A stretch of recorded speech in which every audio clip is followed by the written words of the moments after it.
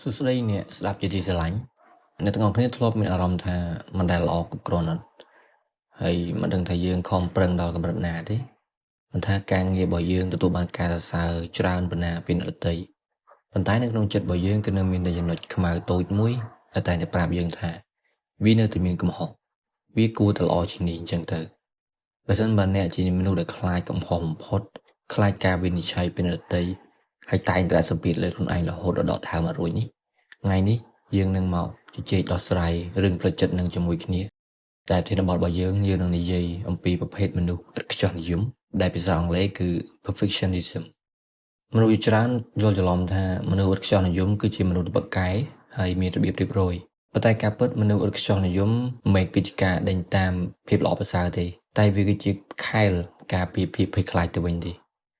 ទី1ខ្លាចកំហុសមនុស្សឥតខ្ចោះនិយមគឺតែងតែមើលឃើញកំហុសតូចមួយស្មើនឹងការបរាជ័យទាំងស្រុងនៃជីវិតហើយទី2ខ្លាចការវិនិច្ឆ័យពួកគេតែងតែប្រើភាពល្អឥតខ្ចោះដើម្បីបិទបាំងភាពទន់ខ្សោយហើយជឿថាបើខ្ញុំល្អឥតខ្ចោះ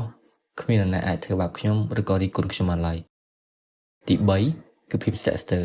ប្រភេទមនុស្សឥតខ្ចោះនិយមជារឿយៗគឺចូលចិត្តពន្យាពេលការងារមិនមែនព្រោះតែពួកគេខ្ជិលទេប៉ុន្តែព្រោះតែពួកគេខ្លាចថាធ្វើវាអត់បានល្អទើបពួកគេអាចបានចាប់ផ្ដើម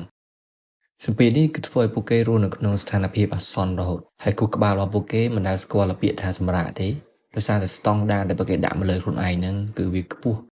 រហូតដល់មនុស្សធម្មតាមិនអាចឈោងចាប់បានសូម្បីតែពួកគេផ្ទាល់ខ្ញុំមានរឿងនិទានមួយដែលវាពាក់ព័ន្ធនឹងមនុស្សប្រភេទមនុស្សឥតខ្ចោះនិយមដែរមានជាងស្មូនរូបម្នាក់ដែលគាត់ចង់ធ្វើថូឲ្យស្អាតបំផុតនៅក្នុងលោកហើយក៏ចំណាយពេលរាប់ខែសូនវាឡើងភាពខ្យល់ហ្មង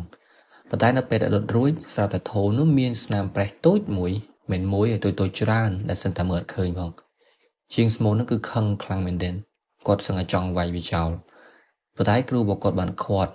ហើយក៏យកទឹកមាសមកចាក់បំពេញក្នុងស្នាមប្រេះនោះហើយភ្លាមហ្នឹងនៅពេលដែលស្នាមប្រេះតូចទាំងអស់ហ្នឹងដែលវាធ្លាប់តែជាកំហុសដែលគាត់គិតថាវាជាកំហុសហ្នឹងវាបានคล้ายទៅជាខ្សែបន្ទាត់មាសចាក់ស្រេះយ៉ាងស្រស់ស្អាតដែលធ្វើឲ្យថូហ្នឹងមានតម្លៃលើសពីថូដទៃទៀតដែលរលោងស្អាតធម្មតាហើយគ្រូរបស់គាត់បាននិយាយបន្ថែមថាភាពស្រស់ស្អាតពិតប្រាកដមិនមែនស្ថិតនៅលើភាពគ្មានកំហុសទេតែវាស្ថិតនៅលើរបៀបដែលយើងទទួលយកនឹងការកែច្នៃកំហុសហ្នឹងឲ្យคล้ายទៅជាសិល្បៈវិញស្នាមប្រេះស្លាកស្នាមឬក៏កំហុសរបស់យើងវាមិនមែនជាភាពអាម៉ាស់ទេតែវាគឺជាអត្តសញ្ញាណនិងវាជាភាពជាមនុស្សរបស់អ្នកឥឡូវយើងសាកនិយាយពីដំណោះស្រាយចំពោះប្រភេទមនុស្សឥតខ្ចោះនិយមបើសិនជាយើងដឹងខ្លួនថាយើងជាប្រភេទមនុស្សឥតខ្ចោះនិយមតែយើងធ្វើដំណេចដើម្បីរស់នៅក្នុងសេរីភាពពីសម្ពាធទាំងអស់ហ្នឹងទី1យើងគួរតែបដូរពីពាក្យថាដែលភាសាអង់គ្លេសហៅថា perfection ហ្នឹងមកជា progress យើងត្រូវឈប់សួរខ្លួនឯងថាវាល្អឥតខ្ចោះនៅប៉ុន្តែយើងត្រូវបកមកសួរវិញថាតើខ្ញុំបានរៀនអីខ្លះពីវាហើយយើងអនុញ្ញាតឲ្យខ្លួនឯងធ្វើខុសខ្លះព្រោះថាកំហុសវាគឺជាគ្រូទេវាគឺជាគ្រូដ៏ល្អបំផុតរបស់យើងហើយទី2យើងអនុវត្តស្តង់ដារល្អល្មមមិនមែនគ្រប់រឿងសុទ្ធតែត្រូវធ្វើឲ្យបានល្អ 100% នោះទេយើងរៀនបែងចែកថារឿងណាត្រូវការភាពផ្ចិតផ្ចង់ខ្លាំងនិងរឿងណាដែលគ្រាន់តែធ្វើឲ្យរួចរាល់ក៏វាជាជោគជ័យមួយដែរទី3យើងផ្ដល់មេត្តាដល់ខ្លួនឯងយើងសាកល្បងនិយាយទៅកាន់ខ្លួនឯងដូចជាយើងនិយាយទៅកាន់មិត្តភក្តិក៏បានដែរបើសិនបើមិត្តអ្នកធ្វើខុសអ្នកប្រកាសជាលើកទឹកចិត្តគេមិនមែនជន់បលិចទេហើយហេតុអីបានជានៅពេលដែលយើងធ្វើខុសយើងបែរជាជន់បលិចខ្លួនឯងបែរជាស្ដីបន្ទោសខ្លួនឯងវិញតែពិតទៅភាពមិនល្អឥតខ្ចោះក៏វាមានសម្រស់របស់វាដែរហើយមុននឹងបញ្ចប់ក៏ខ្ញុំចង់ប្រាប់ទាំងអស់គ្នាថាពិភពលោកនេះគឺស្រឡាញ់យើងព្រោះយើងគឺជាយើងមិនមែនយើងគឺជាមនុស្សដែលល្អឥតខ្ចោះនោះទេ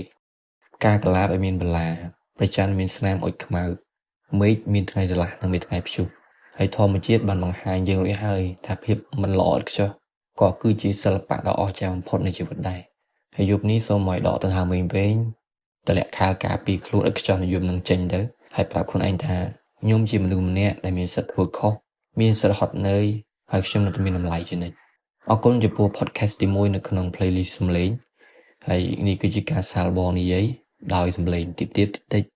ហើយនឹងមានអ្វីកែច្នៃបន្ថែមទៀតបើសិនជាមានការចាំបាច់